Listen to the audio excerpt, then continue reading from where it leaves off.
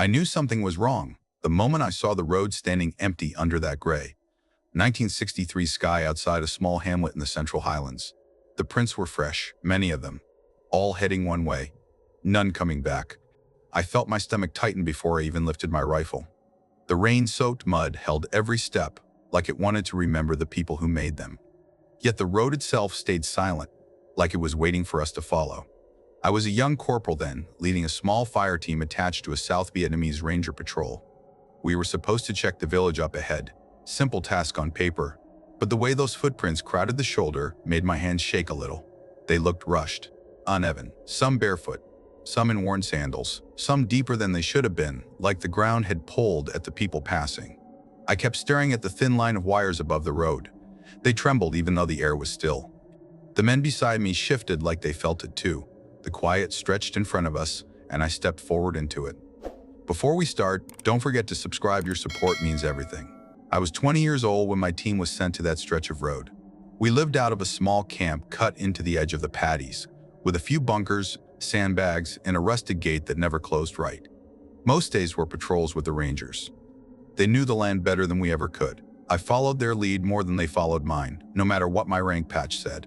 That morning, the air carried a strange sweetness. Not strong, just enough to sit at the back of the nose. I tried to ignore it. The sun had not warmed the ground yet, and the wet mud still held the chill from the night rain. My boots sank half an inch each step. Every sound felt louder on quiet days like that. Even our breathing seemed to float too far. Our American captain was a sharp man. He liked clean plans and clear answers. He had a habit of writing notes in a small green book every time something felt out of place. He had already written 2 lines by the time we left the gate. He kept glancing at those overhead wires, like he expected a message to ride down them at any moment.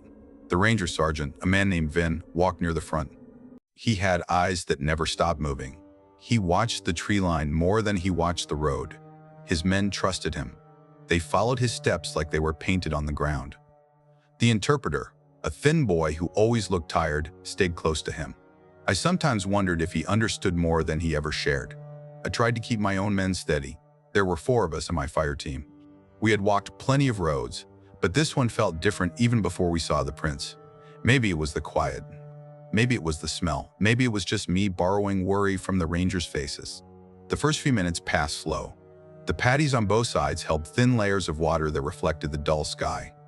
In that reflection, the poles and wires seemed longer than they were, stretching out like lines drawn by a hand that pressed too hard. I caught myself staring more than once. We reached the bend where the prints began to show. At first, only a few scattered marks. Normal things. A bicycle track, a pair of small barefoot steps, a soldier's boot from some earlier patrol.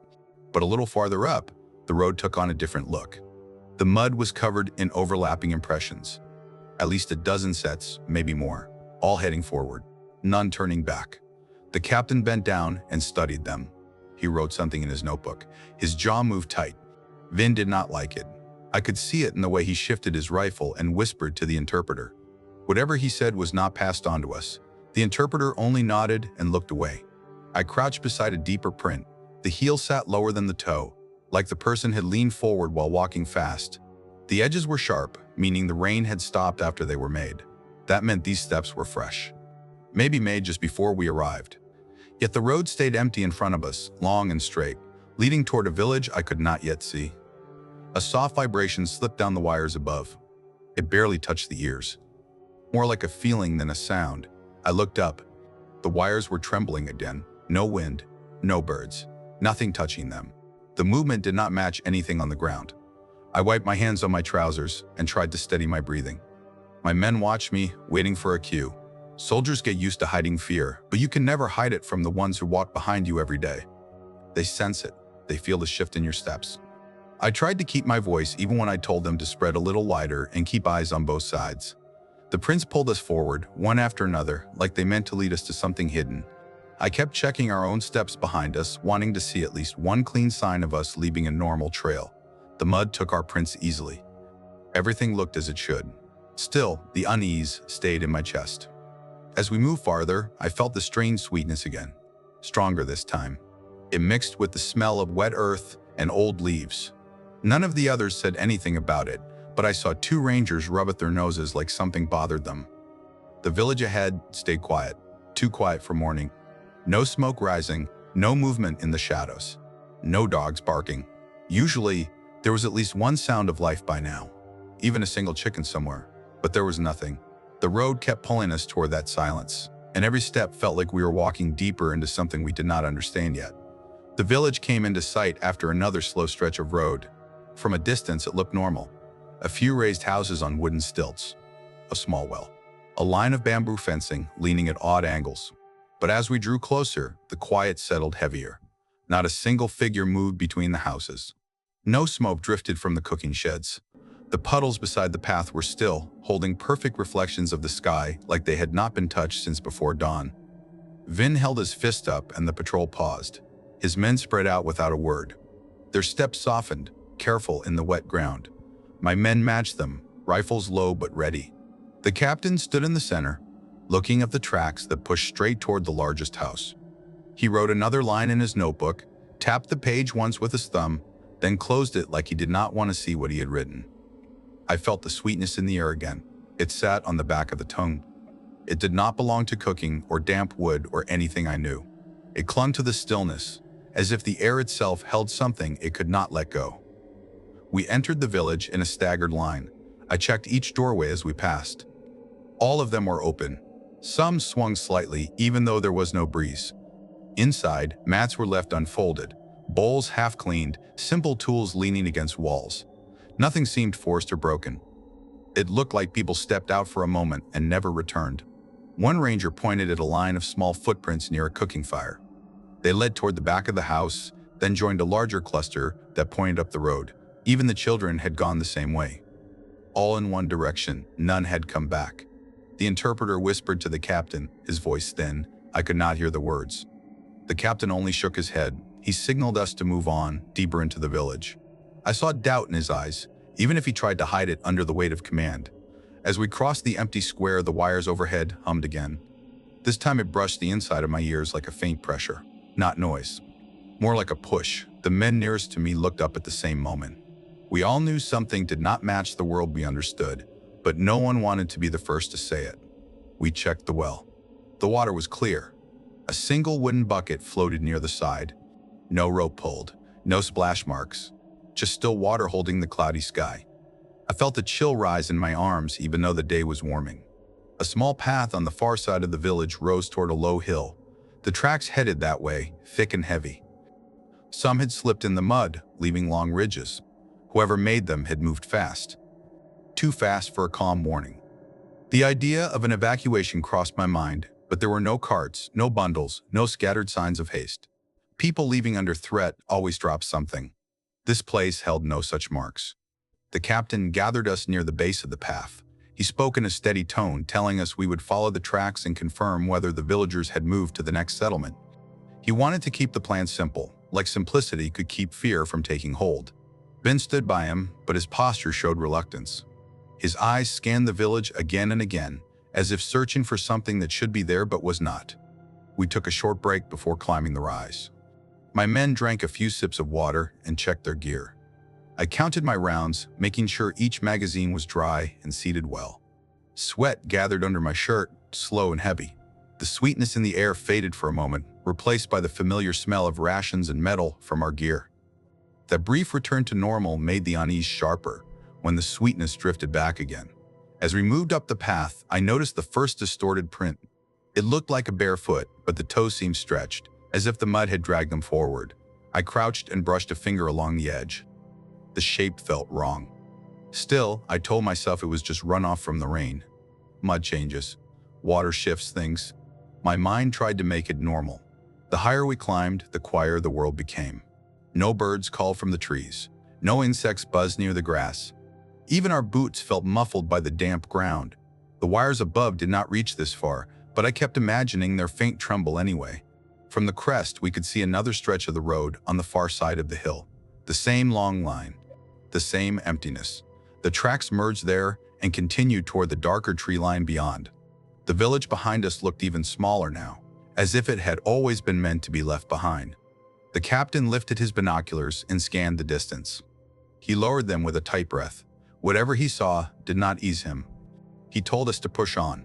Vin did not argue, but the tension in his shoulders grew sharper. I stepped forward again, feeling the ground soften under my boot. The air seemed heavier. The day felt older than it should have. Every sign on the ground pointed ahead, and every instinct in my body told me something waited there, quiet and patient. The road curved slightly as it reached the far fields, guiding us toward the dense trees where the tracks disappeared. The rise behind us felt like a door closing as we walked down. The tree line ahead looked darker than it should under a late morning sky. The light fell flat there, as if the leaves swallowed it. The road narrowed and the mud along the shoulders thickened. The tracks we followed grew crowded again. I counted at least 20 sets, maybe more. Some booted, some barefoot, some smeared like someone had stumbled or been pushed. I kept checking our spacing. My men stayed close enough to cover each other but wide enough to react. Their faces were set in the same tight focus I felt in my own chest. Hours in the heat had already drained a good amount of strength from us, yet something deeper than tired legs kept us alert. Ben paused at the edge of the trees. He studied the ground long enough that the captain had to step beside him. The two exchanged few words. The interpreter looked uneasy as he tried to keep up, wiping sweat from his brow. I did not know their exact exchange, but it was clear that Vin wanted to stop and the captain wanted to continue. We moved in. Inside the shade, the air cooled a little. The sweetness sharpened. Not strong, but steady, like thin metal left in the sun, then cooled. The undergrowth was sparse, as if something had passed through recently and pressed it down. I walked slow, feeling each step sink into the damp soil. A few yards in, we spotted the remains of a hasty fighting position. Branches snapped. A small berm pushed up by boots and hands. A bit of webbing torn from a vest. A handful of spent brass scattered in the leaves. All South Vietnamese rounds. Fresh. Not even rusted. Whoever fired here had not been gone long. But there were no blood pools. No drag marks. No signs of bodies. Just the shape of struggle with nothing left behind. The captain knelt and picked up one casing. He rolled it between his fingers, then set it down carefully. His face did not show fear, but his silence did. He wrote another short line in his notebook, closed it, then looked back at the trail ahead. He told us to stay tight and keep moving. We followed the path deeper. The trees thinned for a moment, letting in a little sunlight. In that light, I saw more prints. Some deeper in the heel than the toe, some twisted, like the person had turned but kept moving forward anyway. I tried to imagine villagers rushing towards safety, but the shapes on the ground did not match a simple flight.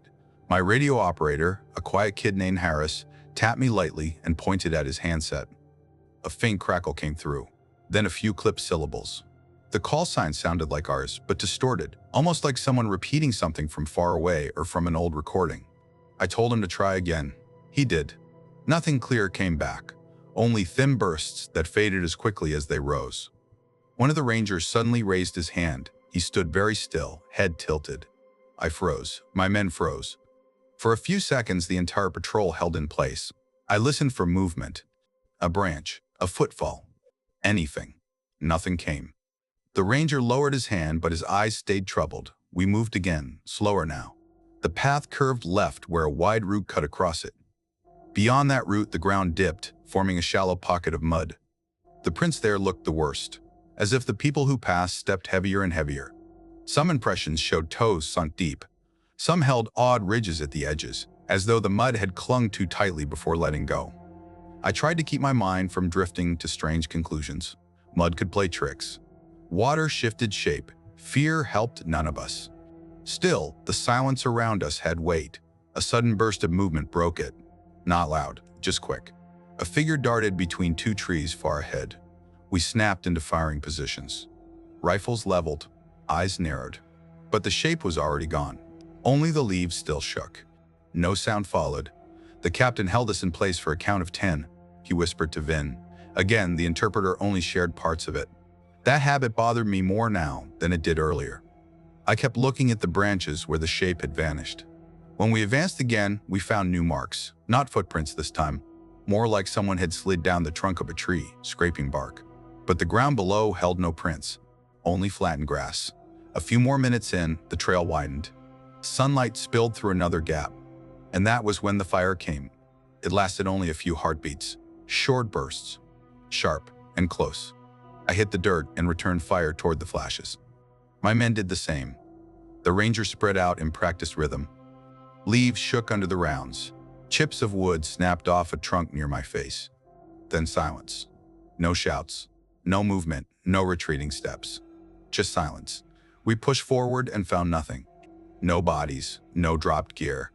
Not even brass. Only the faint smell of powder drifting away. One ranger lay on the ground, holding his leg. A round had grazed him. His face was pale but steady. He muttered something to Vin, something about shadows and pale faces. I tried to chalk it up to shock. Pain makes a man see things in flashes. We treated his wound and helped him up. My canteen was already half down from the heat and the tense hours. My shoulders ached from the weight of my pack and rifle. Sweat soaked into my sleeves. Still, the captain ordered us forward again. The tracks continued ahead, thick and restless, pulling us toward the deeper part of the woods. The trees grew closer together. The light thinned until even midday felt like dusk. My boots sank deeper with every step, and the sweetness in the air followed me like a thread tied around my neck. We moved deeper into the trees, carrying the wounded ranger between two men. The path narrowed until it was only a thin strip of pressed earth. Branches brushed our shoulders. The light dimmed again. My boots sank into soft ground that held the shape of each step a moment too long. I kept my rifle up and tried to scan the sides. The prints ahead grew tangled, like a crowd had pushed through without slowing. Some were clear, some slipped, some dragged. A few looked twisted in ways that did not match any normal step. I forced myself to keep my thoughts steady. Fear makes simple things look strange. Harris checked the radio again. Only faint crackles came through. Then a few words that sounded almost like my captain's voice, but older, slower. Harris looked at me for guidance. I told him to keep listening and stay sharp. His face showed he knew something was off. Mine probably did too. We reached a small dip in the forest floor where leaves lay thick. The sweetness in the air rose again. It felt heavier here, as if caught under the canopy. It mixed with the smell of old wood and wet soil. My throat tightened each time I breathed it in. At the far end of the dip, we found another sign of a fight. Branches snapped clean. A few deep gouges in the bark of a tree. A torn patch from an ARVN uniform, fresh. The colors had not even faded. But again, there were no blood marks. No signs of bodies dragged away. Just the shape of conflict without the result. The captain stood still for a long moment, looking at the torn patch. He slipped it into his pocket and didn't speak. Vin watched him with a hard expression, like he knew more than he wanted to say. The interpreter avoided their eyes. That silence between the three of them felt almost louder than gunfire. We pushed up another slight rise. On top, the road reappeared through the trees, a narrow strip running straight into another thicket. And on that strip, fresh prints waited for us. Ours mixed with theirs now. It made my stomach drop. The idea of following a trail that began to look like our own stirred something cold inside me. The wires were gone here, yet I kept hearing the faint hum in my memory. It followed me even without sound. When I blinked, I imagined them trembling above us again. The captain ordered a short halt. We drank water and changed the men carrying the wounded ranger. My legs felt heavy from the hours of walking. Sweat ran down my back in thin lines. The forest seemed to press inward from all sides. We moved again, staying close. A few minutes later, the trees parted, showing a stretch of road lined with low grass on both sides. The sky above was a pale silver. For a moment, I felt relief just seeing open ground, but that feeling did not last. Ahead on the road, a cluster of shapes stood in a loose line. They were still, too still. From that distance, they looked like people, some tall, some short, some wearing wide hats, some shaped like soldiers. Their outlines did not move. Their feet seemed half sunk in the mud. We raised our rifles. My breath caught. The captain whispered for us to hold. We crept a few more steps, and as soon as I tried to focus on the shapes, they vanished behind a thin curtain of drifting mist that rose from the roadside puddles. One moment they were there. The next, they were gone. The grass where they had stood lay flattened in narrow strips. The rangers whispered to Vin. He shook his head and kept them moving. We crossed that stretch with rifles steady. I kept imagining the shapes returning behind us. My boots felt heavier now, like the ground wanted them. A sudden burst of fire cracked from the trees to our left. We dove for cover. I fired 3 rounds in the direction of the flashes. My men returned fire. The rangers spread wide and hunted for targets. Leaves flew apart under the shots. Then the firing stopped as quickly as it began. The forest went calm. We searched and found no bodies, no dropped magazines, nothing that proved someone had fired at us. The wounded ranger shook as we lifted him again. He muttered that the enemy looked wrong, pale, not like men. I told myself it was pain talking, but something in my chest tightened. We kept moving, slower now. The sun began its slow drop, turning the sky dull. Shadows stretched long across the road. The tracks ahead blended with the mud until it was hard to tell which were theirs and which were ours. My legs throbbed with each step. My water was running low. My hands ached from keeping my rifle ready for so many hours. But something ahead kept pulling us. Maybe it was duty, maybe fear of stopping, maybe the hope of finding an answer. As the light faded, the road narrowed again and dipped toward another quiet stretch of trees. The air held that same sweetness. The quiet pressed close. The tracks kept going, and we followed them deeper into the fading day without knowing what waited at the end. The light dropped fast as we followed the road into another band of trees. The shadows ran long across the mud. The air felt thicker. Even my breathing sounded too close in my ears. I checked the men again. They were tired but alert. The wounded ranger leaned on two others, his steps slow but steady. We walked another short stretch before something changed. It happened quietly, but it hit me hard. The prints on the road ahead looked sharper than before, cleaner, almost fresh enough to shine under the weak light. I followed the line of them with my eyes, then turned to look behind us. That was when my stomach turned cold.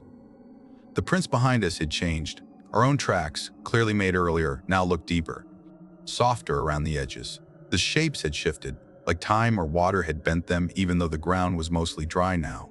Some even looked closer to the distorted ones we had been following since morning. I crouched and touched one. The mud felt firm. It should not have changed. Yet the shape under my fingers was not the shape we left. Harris knelt beside me and looked at the ground. He didn't speak. He didn't need to. His face said everything. The captain came up and asked what the delay was. I pointed at the prints. He studied them for a long moment, then pressed his lips tight. He told us to keep moving. His voice held a thin crack that had not been there earlier. We stepped forward again, but I kept glancing behind us. Each time, the tracks looked a little more off. And ahead, the road seemed to draw us in like a slow current that we could not push against. The interpreter walked close to Vinhay now. The two whispered in low voices. When I moved nearer, they stopped speaking. I felt the tension rising between us and the land around us, like both were closing in. A few minutes later, the radio crackled again. This time, the voice was clear for a second. It was our captain's voice, speaking our call sign, giving an order to regroup. But he had not touched his own radio. He stood only a few feet from me. When he heard the voice, he went still.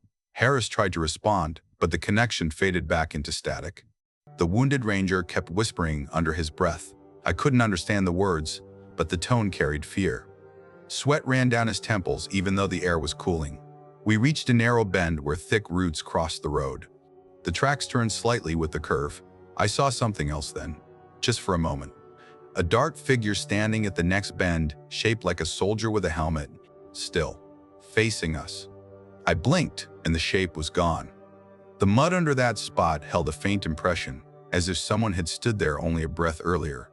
The sweetness in the air returned, sharper than before. My throat felt dry. My legs felt heavier. Something inside me wanted to stop walking, but something else pushed me forward. When we reached a small clearing, Vin stopped the patrol. He finally told the interpreter to speak plainly. The boy swallowed hard, then said the last ARVN squad to walk this road had reported something strange. They left prints that did not match their steps. They heard voices ahead of them calling their own names. They saw people who looked like them walking the same road. Then their radio went dead. None of them came back. Only their torn gear was found later in the brush. The captain's face hardened. He accused the interpreter of hiding it. The two men argued in sharp, low tones. Fear sat between them like a third voice. The rangers stepped back slightly, watching their leaders argue while the trees pressed close around us. I felt the forest leaning toward us. The road seemed longer than it should have been. The prints ahead looked even sharper than before, as if made moments ago, leading deeper into the dark curve. The air felt wrong, and for the first time all day I wondered if we were walking in a place that wanted us carried forward, not turned back. We tried to retrace our steps for a moment, hoping to pull back to the open ground. But when we turned, something new happened. The prints behind us, the ones we had made earlier, now pointed the same direction we faced. Forward, not back toward the village. Forward down the road. A chill ran through the entire patrol. Every boot mark, every pressed heel, every step we thought we left behind now led ahead. It was as if the earth had turned our path around without moving us. My heart beat hard in my chest. The wounded ranger clutched my sleeve, eyes wide. The captain forced himself to speak calmly.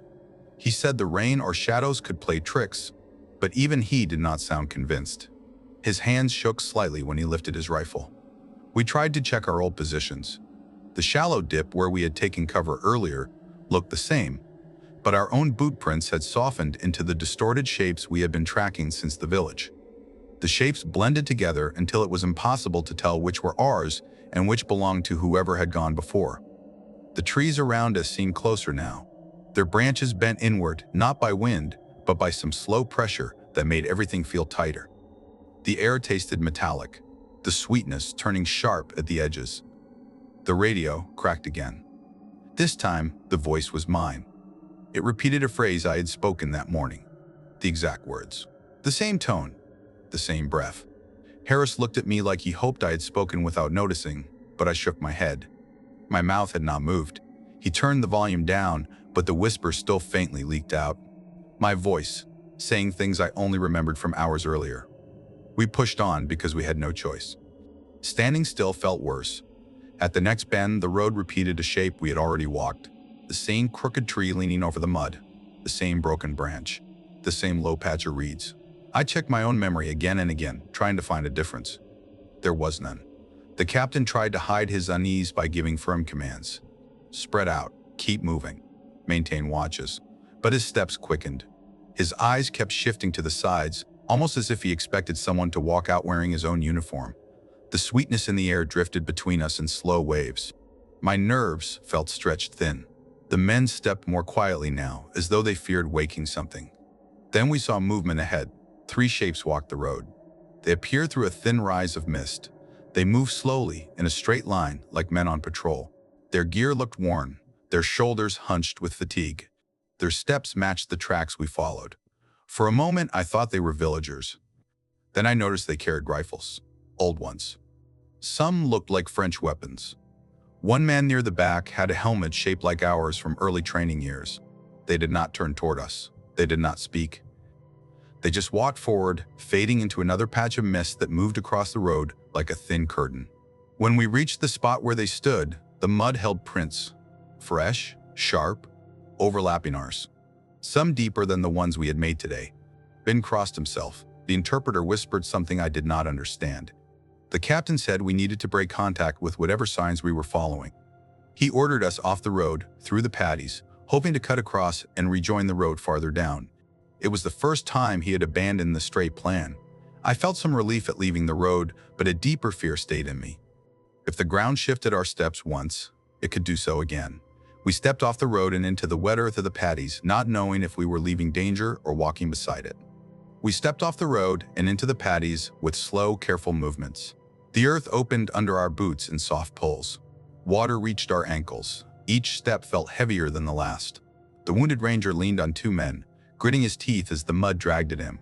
The open ground should have eased us, but it only made me feel exposed. The trees behind us stood like a wall. The empty road stayed on our right, running straight and silent. The captain told us to spread into a narrow line and move across at a diagonal angle. He wanted to reach the road again at a new point, one the prince had not touched. I wanted to believe that would help. I tried to keep my eyes forward, but the memory of our own shifting tracks clung to me like cold hands. Every splash in the water behind us made me turn my head. The patties stretched wide and quiet. A thin mist hovered over them, low to the ground. It carried that metallic sweetness that had followed us since morning. Each breath tasted like damp coins. My rifle felt heavier from all the hours held at the ready. Harris walked just behind me, radio pressed to his chest like he feared it would speak again. We reached the halfway point when the light shifted. Not darker, just flatter. Like the sun slipped behind a thin veil. The rangers noticed it first. They slowed, glancing to the sides. Vin raised his hand for quiet. The captain gave no protest. Even he sensed something changing around us. A faint tremble touched the surface of the patty water. Small ripples pushed outward in a steady rhythm. though there was no wind. I looked across the field toward the road. The mist there drifted sideways in thin waves. Through it, I saw shapes moving. 3, maybe 4. They walked the road the same way the earlier figures had moved. Heads lowered. Their gear looked mixed. Some carried packs. One had a bandage tied around his arm. Another wore a torn French jacket. Their steps made no sound. We froze. The shapes passed along the road, almost drifting more than walking. When their outlines thinned into the mist, the grass behind them stayed pressed. The mud held their prints for a moment, then softened, like the ground swallowed the impressions. The sweetness in the air thickened. The rangers crossed themselves. No one spoke. We pushed forward again, but our pace slowed. The wounded ranger stumbled more often. Every time he fell, the water sucked around him, as if the field wanted to hold him in place. 2 of my men shifted to help, though their own legs trembled from fatigue. We reached the far edge of the paddy near a line of brush. I felt the first moment of relief when my boots touched firmer ground. Then gunfire erupted from the left. It came quick and sharp, tearing through the brush. I hit the dirt and returned fire. My rounds snapped toward the flashes. Harris dropped beside me and fired short bursts. My men spread out in the shallow mud, firing low and steady. The Rangers answered with controlled volleys, pushing into better positions. The firing from the brush stopped almost as fast as it started. I heard the captain call for a push. We advanced in short steps. The brush was torn in patches. Spent rounds lay in a few places. But again, no bodies waited for us. No abandoned gear, no blood. Only the smell of powder hanging above the leaves. We regrouped near a thin patch of reeds. One of my men, Carter, gripped his shoulder. Blood leaked through his sleeve. A round had grazed him. He said he saw faces in the brush before the firing started. Pale faces, like the ranger earlier had said. I checked his wound and wrapped it tight, trying to steady him with my tone even as my own hands shook. Then we saw the next sign on the road. Fresh prints. Ours. They were ahead of us. Long lines of boot marks pressed into the mud near a broken section of shoulder. I stared at them, counting the shapes. 4 matched the tread pattern of my fire team. I knew them by heart. I had seen those patterns every day in the mud around camp. They were identical to the ones we had made hours earlier, except these sank deeper. Some were angled like someone had run. The ground around them was disturbed, as if something had pulled or dragged at our steps long before we reached this point. Harris whispered that maybe someone from camp had followed us, but the prints matched our spacing, our habits, our stride lengths. My own print had the worn outer edge from a damaged heel plate.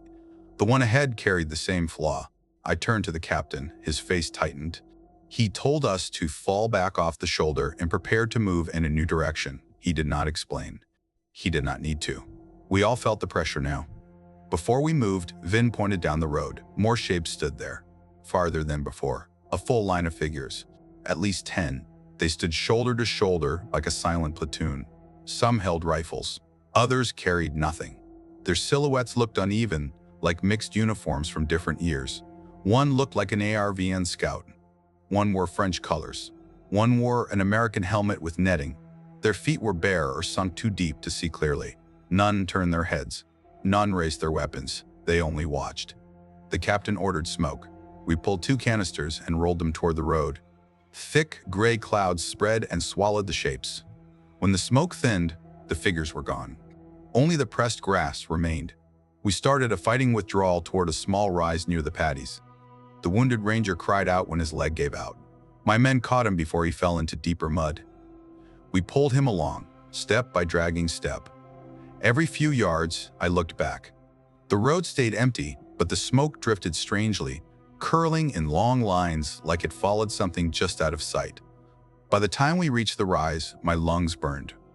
Sweat blurred my eyes. My pack dug into my shoulders like a stone.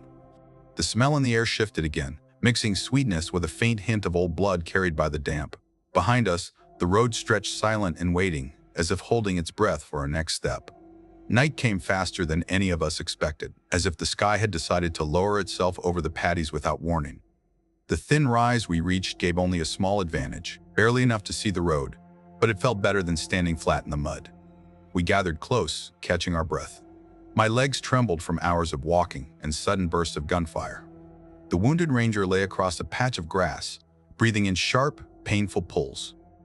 Carter held his own shoulder with a cloth pressed tight. Harris checked the radio again, though he already knew what he would hear. The same faint crackles. The same thin whispers that sounded like they came from hours before. The captain stood at the edge of the rise, looking toward the road, pretending he still held full control over the mission. The truth sat heavy on all of us. The land itself felt wrong. The air tasted wrong. Even the silence carried weight. Mist began to crawl across the patties, rising in slow sheets that drifted toward the road. It wrapped around the reeds, sliding across the ground as if pulled by something ahead. The sweetness in the air grew stronger. It mixed with a faint smell of wet metal. I glanced at the overhead wires out of habit, but none reached this far. Still, I imagined their quiet trembling, the way they shook earlier without wind. I rubbed my palms against my trousers, trying to steady myself. Even my own breath felt thin. The captain ordered us to move again. He said we would keep parallel to the road until we found a safer place to cross. No one argued. Standing still made the fear worse. We lifted the wounded ranger and began the slow walk through the grass, staying low. Every step dragged at my legs. The mud grabbed my boots. My shoulders ached. But moving was better than waiting. As we walked, the fog thickened.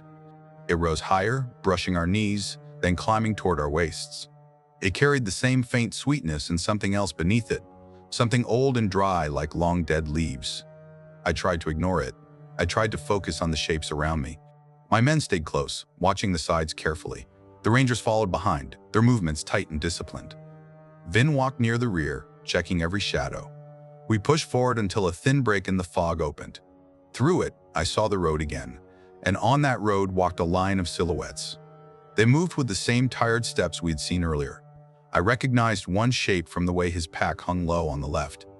I recognized another from the bent way his helmet sat. It took a moment for my mind to accept what my eyes saw.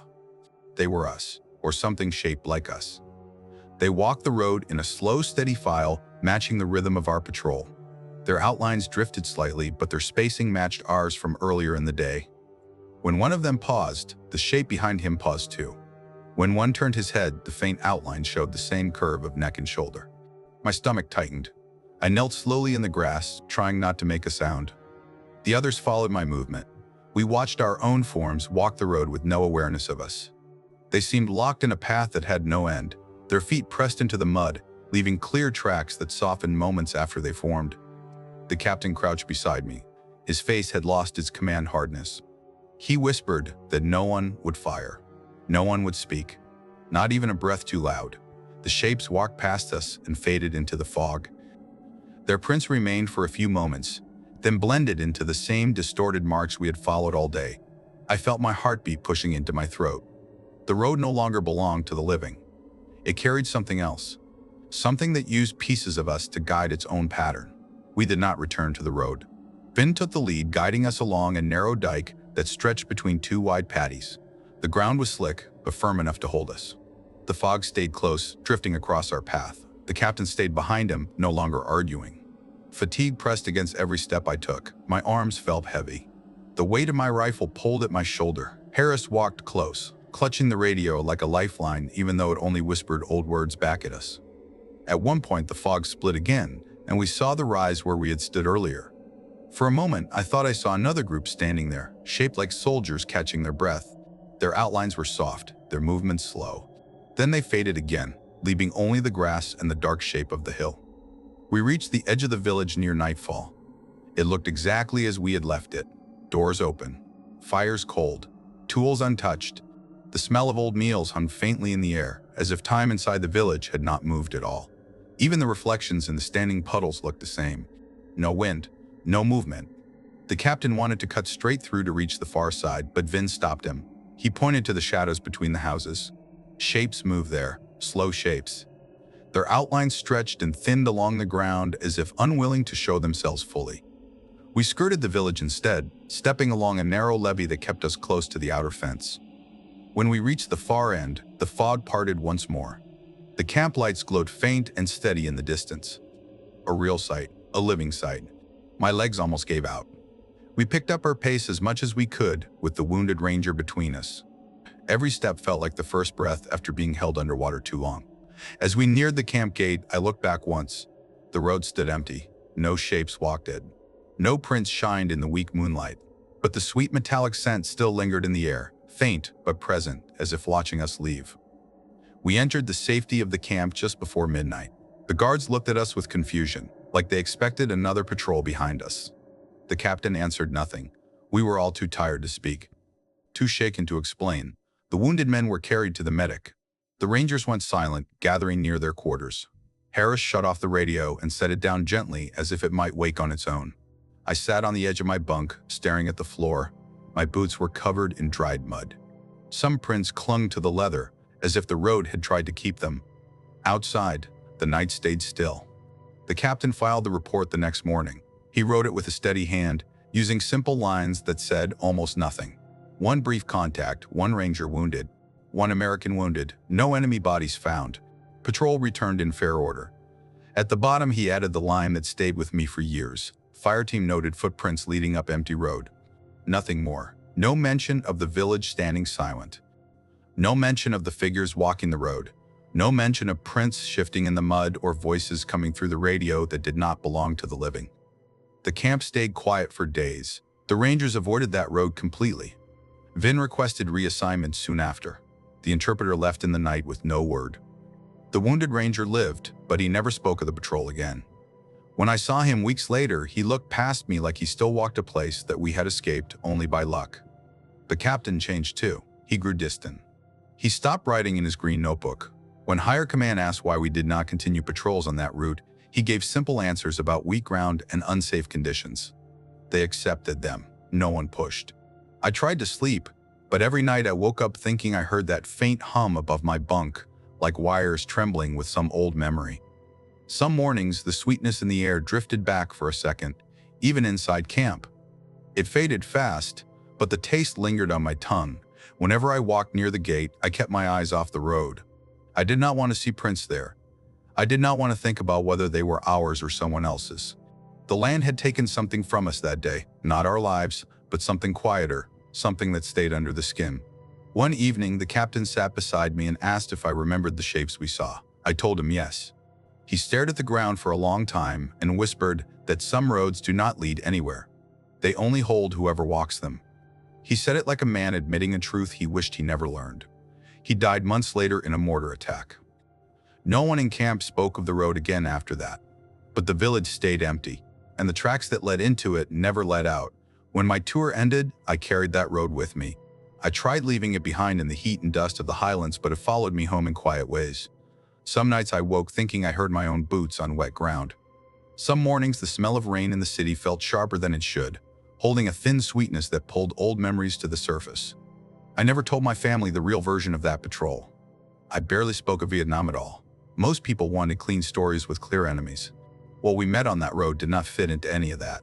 Years passed before I saw the report again.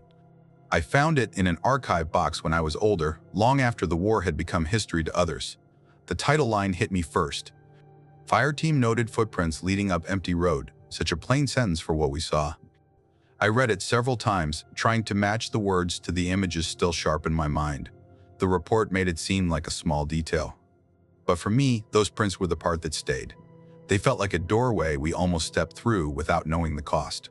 Now, when I walk quiet streets after rain, I look at the ground before I look ahead.